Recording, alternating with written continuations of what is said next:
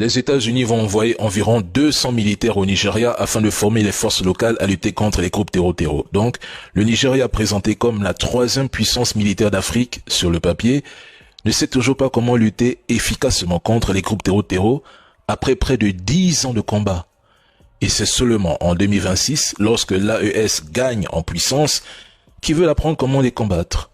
Mais l'histoire nous montre que partout où les États-Unis ont eu une présence militaire, le terror n'a pas reculé. Au contraire, il a souvent augmenté.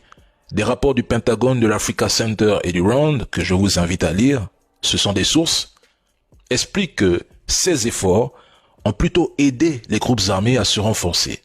Cela s'explique notamment par le turnover des soldats formés et le détournement d'armes, les coups d'État menés par des officiers formés par les États-Unis ou encore par un recrutement facilité par la répression.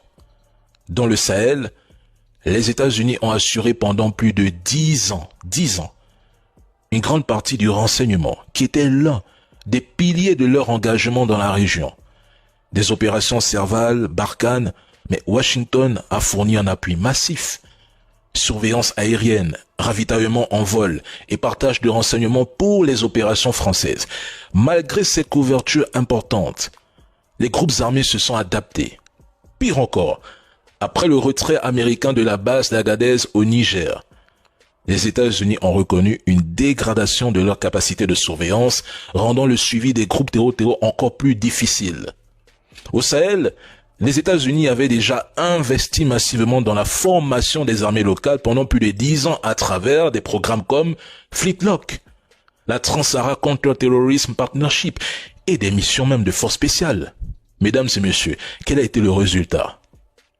Au Mali, par exemple, des groupes armés comme AQMI et ses alliés ont pris le contrôle du nord du pays. Des rapports internes américains ont même reconnu que ces programmes de formation avaient été un échec.